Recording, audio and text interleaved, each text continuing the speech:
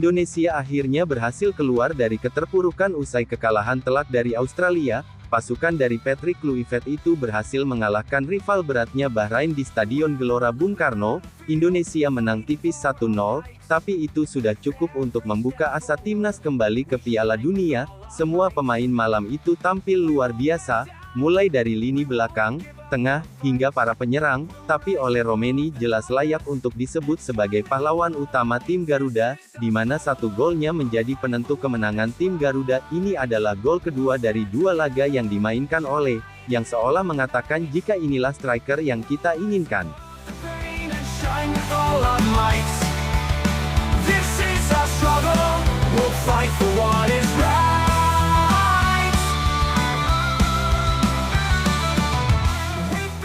Setelah menelan kekalahan telak 1-5 dari Australia, timnas Indonesia berhasil bangkit di laga selanjutnya.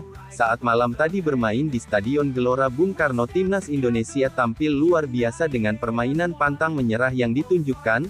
Timnas yang membutuhkan kemenangan mempertontonkan tekad kuat itu selama 90 menit. Pertandingan bermain dengan terorganisir baik dalam bertahan maupun menyerang, dan itulah yang jadi kunci di balik kemenangan penting 1-0 Indonesia atas Bahrain. Bicara soal jalannya laga itu sendiri, Indonesia yang bermain di depan 70.000 lebih supporter tim Garuda yang juga tak berhenti untuk terus mendukung timnas selama 90 menit, menunjukkan performa yang mengesankan sejak menit awal laga. Memang timnas tak terlalu fokus pada ball position, tapi hal itu justru membuat timnas tampak lebih efektif. Kombinasi apik antara Tom Hei, Yopulu Pesi dan Marcelino Ferdinand di lini tengah memungkinkan Indonesia terus menekan, bahkan kombinasi ketiganya akhirnya mampu menciptakan gol untuk membawa unggul timnas di babak yang pertama.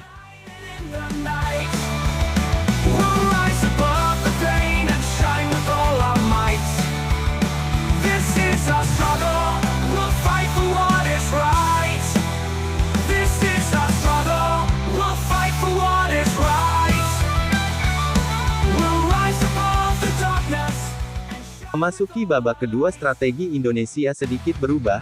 Patrick Kluivert tampaknya memilih pendekatan lebih sabar dengan tim lebih banyak menunggu dan memanfaatkan serangan balik. Keputusan ini terbukti tepat saat pada akhirnya Bahrain kesulitan menciptakan peluang, dengan Indonesia yang justru punya dua peluang matang mulai dari Lino dan Eliano, yang sayangnya gagal menjadi gol. Skor 1-0 berakhir dan timnas sukses meraih kemenangan yang memberikan peluang besar tim Garuda untuk lolos ke round 4. Shine with all our lights, this is our struggle, our fight for what is right. We'll stand together, united in the night. We'll rise above the pain and shine with all our might.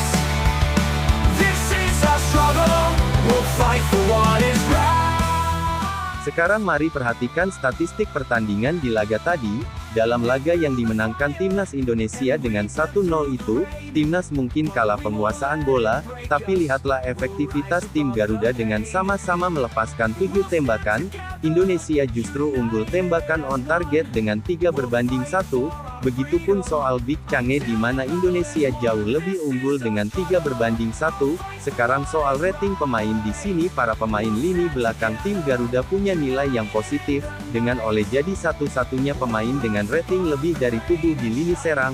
Wajar karena oleh memang luar biasa di laga ini. We'll fight for what is right. We'll never give up, we'll never lose our way. We'll keep on fighting until we seize the day. We'll rise above the struggle and shine with all our might. We'll make it through the darkness and into the light. This is our struggle, our fight for what is right. We'll stand together. Dan tak bisa dipungkiri sorotan utama malam itu jatuh pada Ole Romeni, pemain yang saat ini membela tim Oxford itu tampil luar biasa sejak menjalani laga kontra Australia, dan malam ini di laga kontra Bahrain ia kembali tampil fenomenal. 1 gol adalah alasan ia jadi pahlawan timnas, dan saat Ole ditarik di menit 87 malam tadi, lebih dari 70.000 penonton berdiri memberikan standing ovation.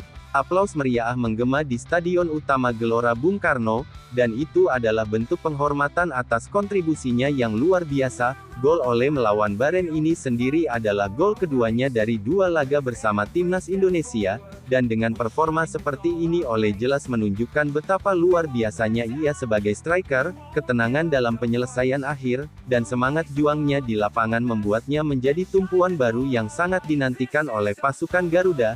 Dia benar-benar salah satu striker terbaik di Asia sekarang. Sekarang coba perhatikan beberapa komentar soal Ole berikut ini. We'll rise above the pain and shine with all our might. This is our struggle. We'll fight for what is right. We've through the fire and we've been through the rain, but we won't let it break. Terlepas dari bagaimana Ole sukses keluar jadi pahlawan dan juga pangeran baru timnas Indonesia, kita juga harus respek sama deretan pemain di lini belakang malam tadi. Penampilan dari Rizky Ridho, Jay Izes, dan Justin Hunner keren banget.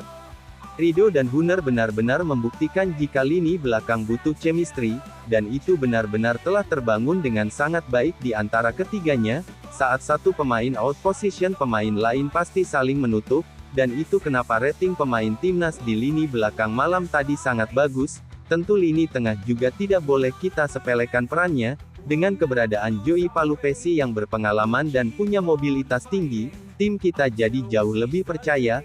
Lini tengah timnas Indonesia malam tadi punya peran yang gak bisa diremehkan bersama Tom Hei dan Joey Palupesi. Keduanya membentuk duet yang dinamis. Ia kerap turun membantu pertahanan, memutus serangan Bahrain dengan takle-takle akurat, sekaligus memulai serangan dengan distribusi bola yang cerdas. Salah satu momen krusialnya adalah saat ia memberikan bola kepada Haye, sebelum Haye memberikan bola ke Marcelino yang kemudian menjadi asis bagi gol oleh Romani pada menit ke-23. Pada akhirnya kemenangan ini bukan hanya soal 3 poin, tetapi juga bukti kebangkitan Indonesia setelah kekalahan dari Australia.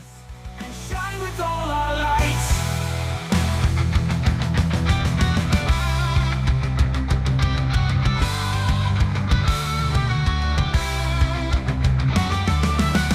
We're on the battlefield. Berkat kemenangan atas Bahrain saat ini sendiri timnas masih berada di posisi 4, tambahan poin memang tak membuat Indonesia naik secara peringkat, tapi dengan 9 poin timnas Indonesia bisa menjauh dari rival mereka, seperti Bahrain dan China yang masih memiliki 6 poin. Selanjutnya Indonesia akan menghadapi 2 pertandingan di bulan Juni, laga kandang kontra China dan tandang kontra Jepang.